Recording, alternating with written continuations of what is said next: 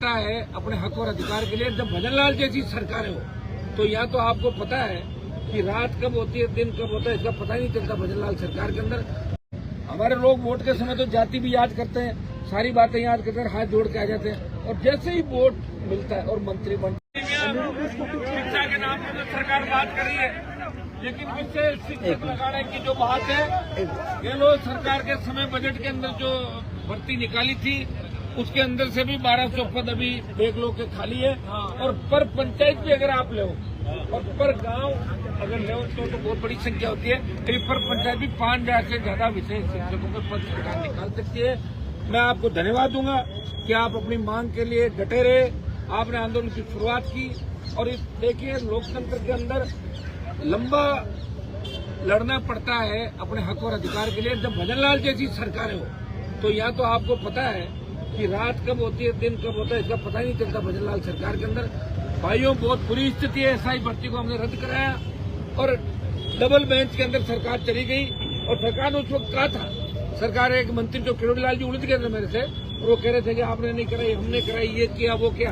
और भजनलाल का स्टेटमेंट कि डीबी के अंदर सरकार नहीं जाएगी, फिर भी सरकार ने डबल बेंच में ये कहा कि भर्ती को यथावत रखो।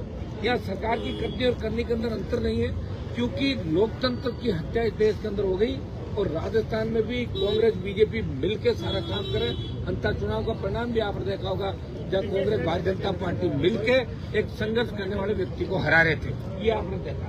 इसी तरह हम लड़ रहे सड़कों में लगातार 25 साल हो गए और ये 25 साल के संघर्ष का ही परिणाम है कि 4 बजे तक की परमिशन थी और 6 बजे आप बैठे कि कानून हम हाथ में लें, लेकिन सरकार में मजबूर करेगी तो वो रास्ता भी अख्तियार करना पड़ेगा। लोकतंत्र के अंदर कानून रखवाली के लिए बना, कानून अगर हमारे लोगों को डराएगा तो उस समय एक नई क्रांति की आवश्यकता होगी। नई क्रांति राजस्थान की प्रत्यक्ष होगी। भाइयों विश्वास दिलाता हूँ कि आज जो विशेष शिक्षक भर्ती का आपने मामला उठाया मैं आपको धन्यवाद दूंगा। इसमें आगे बैठ के आप रणनीति तय करें क्या हमें करना है, बात रखपेड़ोकारी करें।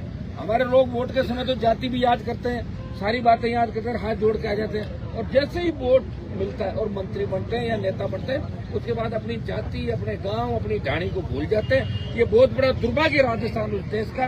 मैं प्रयास करूंगा कि आपकी जीत हो। आप जिस मुद्दे को लेकर बैठे हैं हमेशा राष्ट्रीय लोकतांत्रिक पार्टी हनुमान बेनीवाल और उनकी पूरी टीम आपके संघर्ष के समय में आपके साथ खड़ी है। आज हम बैठ के इसकी अगली प्लानिंग करते हैं कि किस तरीके से आपको आपका हक और अधिकार मिले। हमें और सड़कों पर आपके साथ लड़ना होगा। तो तमाम राजस्थान के बेरोजगार, तमाम सुविधा कर्मी, जो मुद्दे हैं इनको एक साथ लेके हम राजधानी में पड़ाव डालेंगे, राजधानी की ओर कूच करेंगे और भजनलाल सरकार को झुकाएंगे और आप सब छोटे भाइयों की जीत कराएंगे। बहुत बहुत संगत की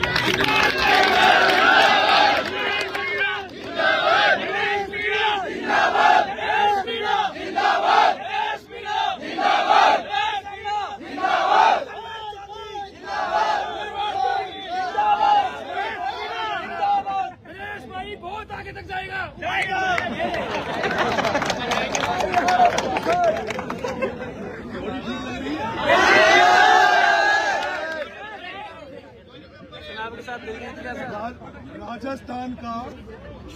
राजस्थान का सबसे बड़ा विश्वविद्यालय राजस्थान विश्वविद्यालय और उस राजस्थान विश्वविद्यालय में भी एक बार थर्ड मोर्चा बना और उसकी रूपरेखा भी नरेश मीणा ने बनाई थी। आज 20 महीने में 3 चुनाव लड़कर और तीसरा चुनाव हार कर इसलिए आया हूं क्योंकि कांग्रेस और बीजेपी ने मिलकर इसलिए नरेश मीणा को हरा दिया कि अगर नरेश मीणा विधानसभा में चला गया तो नरेश मीणा हनुमान जी की कमी विधानसभा में पूरी कर देगा। और आज शायद अगर नरेश मीणा विधायक होता तो आप लोगों को सड़कों पर नहीं दौड़ना पड़ता। आपके लिए नरेश मीणा कुर्सियां फेंकता हुआ नजर आता विधानसभा में। लेकिन दुर्भाग्य राजस्थान का है कि एक बार कांग्रेस एक बार बीजेपी, आपके पहले सीएचसी के बच्चे महीनों तक धरना देके गए, एसआई के मामले में धरना लंबा चला और केवल हम लोग धरना देते हैं लेकिन एक दो नेताओं के अलावा कोई आपकी आवाज को उठाने वाला व्यक्ति नहीं है। केवल हनुमान जी जब भी यहाँ पर लगता था, क्योंकि डॉक्टर साहब तो जब से बीजेपी में गए, जब से मंत्री बने, डॉक्टर साहब बोल नहीं पा रहे। अभी भी भाई साहब से हमारी बात चल रही थी, हमने कहा कि भाई डॉक्टर साहब को अभी भी छोड़ देना चाहिए, समय है। और राजस्थान की जनता के लिए, राजस्थान के किसानों के लिए इन दोनों पार्टियों को हटाकर हमें एक नया फ्रंट बनाकर जनता के लिए लड़ना चाहिए। मेरे साथियों, भाई साहब ने आपको मार्गदर्शित किया, मैं आपको ये भरोसा दे रहा हूँ, तीसरा चुनाव हारने के बाद आदमी टूट जाता है, लेकिन नरेश मीणा तो चुनाव हारने के बाद ही जनता के बीच में आ गया और आपके लिए लड़ाई लड़ेंगे। मैं भाई साहब से अभी व्यू रचना हम लोग तैयार कर रहे थे कि राजस्थान में किस तरह से नई क्रांति पैदा हो, ताकि ऐसे नेता राजस्थान की राजनीति में निकल के आए, क्योंकि 200 बैठे हैं वहाँ पे विधानसभा में। कितने? 200 बैठे हैं, लेकिन मुझे तो लगता है